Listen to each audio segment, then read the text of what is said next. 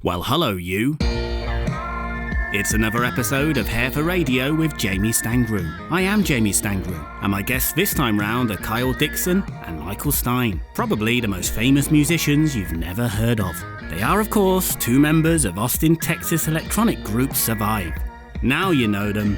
No? Okay. Well, you might know them better as the guys who do the Stranger Things music.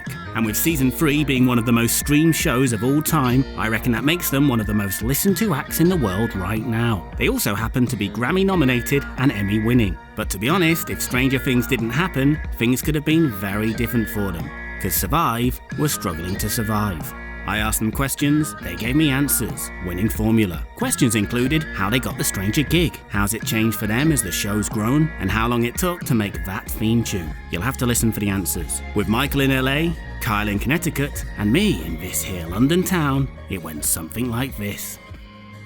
Let's do more pleasantries actually, like the ones that we already did before I hit record just now, to give listeners a feeling of, old friends catching up. So how are you guys? Doing well. I'm in Connecticut. So you're vacationing. Usually you're based in Austin though, aren't you, Kyle? That is correct. And Michael, you're based in LA these days. That's right. And I'm in London. So we've done pleasantries and geography. We're on fire right now. Let's do an actual interview.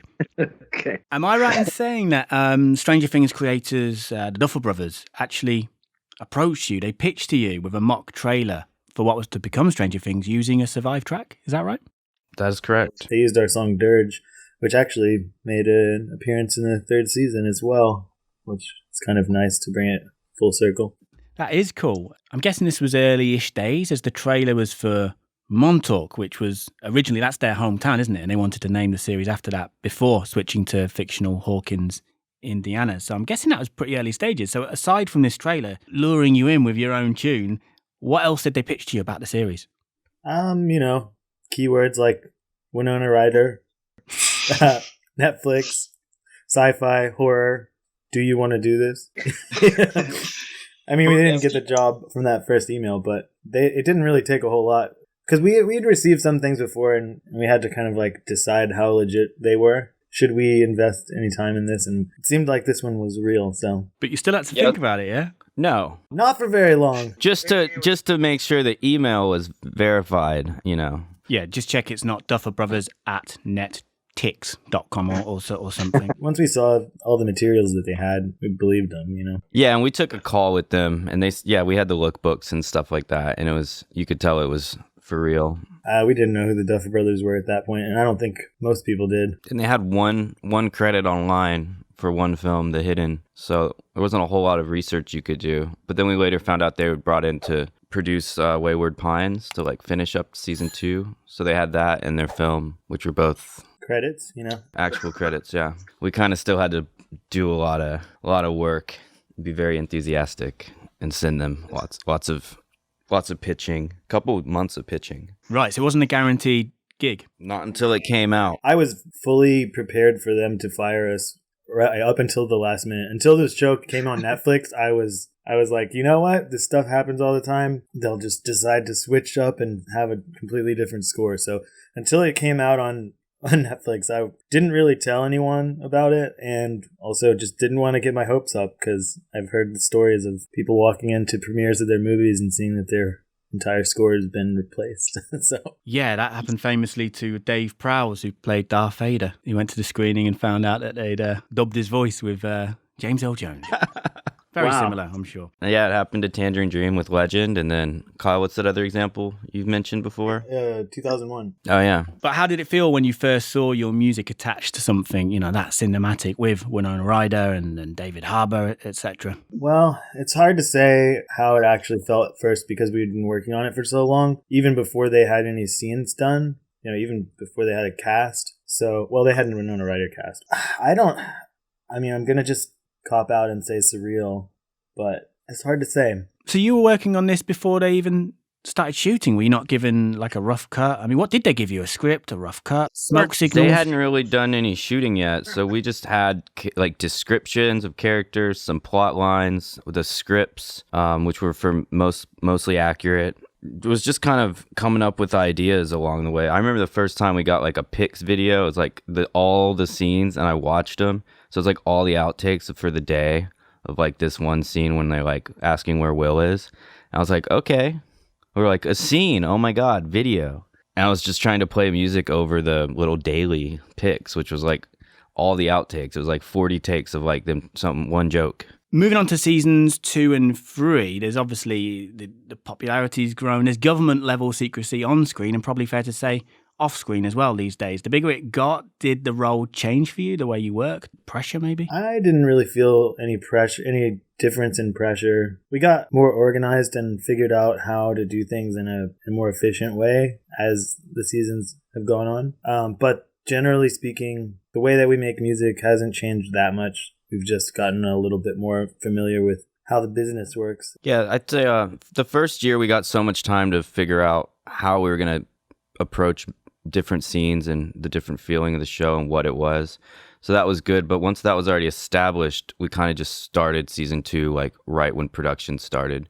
And we were able to like streamline everything a little more. And we knew what direction we were going. We didn't have to like spend as much time figuring out what Stranger Things was. We kind of already established that. So that just kind of gave us a jump start. And then by the end of season 3, the beginning of season 3, we've had a much more systematic way about the process. I don't think we've ever felt like overwhelmed for pressure. And what about the main theme? How long did that take to create, start to finish? That's another one where we didn't have picture necessarily. And then when they finally did make the edit, we kind of had to mold it to the video edit, which seems a little backwards, hitting the beats and stuff. It took a little while, but I think there were like 7 versions of it. Right. And you whittled down to what, weeks or months? It was a weird process. There was like an initial idea, and then when we decided that kind of was working, and then it wasn't really on the table as something that needed to be delivered. It also wasn't in our contract that we had to do it. We just really wanted to do it. There's a possibility they could have just like synced a song or something, but we like knew we had to make it, and we wanted to make something really good. So we spent a while over the course of like 3 or 4 months, a couple sessions a month on that track alone. Yeah, but a lot of it came down to the fact that they hadn't finalized the title sequence. They were adding and removing names or shuffling things around. And so there was long gaps where we weren't working on it. But to get the final thing done, yeah, it probably took 2+ months. Survive had been going for almost 10 years now, I think, isn't it? Before any of this happened, and by any of this, I mean Grammy nominations, winning an Emmy, creating music for Netflix, most streamed content ever, 40 million in 4 days with season 3, which is a record. You're probably one of the most listened to musicians in the world right now. Do you have to pinch yourself over it? Because it just keeps getting bigger. Yeah, I mean, I hear you say things like that, but it just, I don't really believe them. I don't know. It's really bizarre. Yeah, maybe I haven't come to terms with that statement yet. You know, it used to just be like a handful of people who were into synthesizers would come and see us play, you know, and now that's not the case anymore. But like a lot of artists before their break, there must have been times when you thought, this might never happen. Oh, I was fully prepared for it to just be a hobby, but I was never going to stop making music. And, you know, it's just something that I would continue to, until I got bored with it, but I was not even close to being bored with it. I don't even know what path I would have gone down, because I had no idea. I was like trying to do some sound design, and I was like producing records and working on just engineering stuff, and wanted to have a career in music, but never would have guessed. I was doing design work, and I figured that it paid pretty well, and probably just keep on that path, try to find some scheme to get rich, and then quit my job. I mean, you don't have to go into your finances, but I'm guessing you found it anyway. You got to quit the job at least. That's true. Yeah, I mean, the ultimate goal is like making music all day. So now we just do that for work. So I guess we've achieved the ultimate goal, really. And I'm supposing it doesn't bother you at all that a lot of people will now know you as the Stranger Things band rather than Survive. I mean, it doesn't really bother me, but there's nothing we could do about it if it did. But at the same time, it's, you know, Survive will always have their creative freedom. So that's cool, isn't it? You can do what you want with Survive. But I suppose it's important not to get musically typecast in terms of scores. I know you've done more scores, but I guess that's something you have to think about, isn't it? I mean, we put in a lot of effort in last year to do 4 or 5 projects that don't sound like Stranger Things, just so that we didn't get caught up in like a, you know, being like a retro revival nostalgic thing that we just have like one trick. So we wanted to show people a range so that we can continue a career in composing. Together, you make up one half of Survive. How did the band get together? Well, I've known Michael and Adam from the band for just about as long as I've known anyone. We kind of grew up listening to music together, and then I went off to college, and Adam came with me, and that is where we met Mark, the fourth member, or the other member of Survive. And then just through shared interest in similar music, Adam and I had been playing music together, and then met Mark and found that he was interested in some of the same things as us. And then we met up one year, probably for Christmas or Thanksgiving holiday when I was back in Dallas, and he played me some of the music he had been making, and then I played him some of the stuff I had been working on. And then eventually we got together and recorded some stuff together, and then it kind of never stopped from there. Just pretty early on, we just kind of tinkered around with the fact that we were both like, oh, I'm making music as well. And then, I don't know, a little later on, I guess, Kyle was making music, playing in some bands, and I was kind of just doing more solo, like going in recording school, and I had a studio and just buying synthesizers and messing around. And now for like the creepy synth sound from Stranger Things, how different is that to what you were doing already with Survive? I think there's a lot of similarities in some of the music, but there's a lot of things that don't fall within that definition of what we consider Survive to be, because there's a lot of lighthearted and upbeat stuff in the show as well. So that didn't really feel like something that fit within the Survive wheelhouse. So we have the ability to go so far into melodic stuff that is more uplifting, but it's like a very small hint of it in the Survive music. We typically stay on a different trajectory there. It'll always dark, a little more epic, and kind of it's just a different vibe. But what influenced these sounds musically and even visually as well? I don't know if any movie soundtracks sort of on that vibe as well influenced you. All kinds of stuff. Space art was a big influence on us. And yeah, there was obviously the Giallo scores and just Tangerine Dream stuff. Basically, we were just trying to absorb as much music as we could, and we were drawn more to the earlier electronic stuff than what was happening at the time. Yeah, listen to like my earliest attempts at making music. They're these really bizarre, like hybridized genres of music where it's like I might have been listening to a lot of doo-wop or something, and so it's like a sad, melancholic progression, but like with the production style of like an Ed Banger song or like just something stupid, and you're like, and then it'd go to a C part that's like obnoxiously out of place. And I think it was just like hyper, like trying to do as much production and like exploring of making music in electronic genres. It's just the desire to experiment with sound, no matter what it is. Even when we first started and we were really just recording like samples of random stuff, banging on whatever we could find, and then just chopping that all up and making songs out of that. Just trying to get a cool sound first and then making the music afterwards is a big part of how we do things, versus like sitting down at a piano and writing a piece of music, you know. I'd be like, someone should come over and play with this modular patch I'd have, and I'd spend like 3 or 4 days working on a patch. And I'd be like, I know I'm going to make a cool song with this. I'm going to leave it up until I do.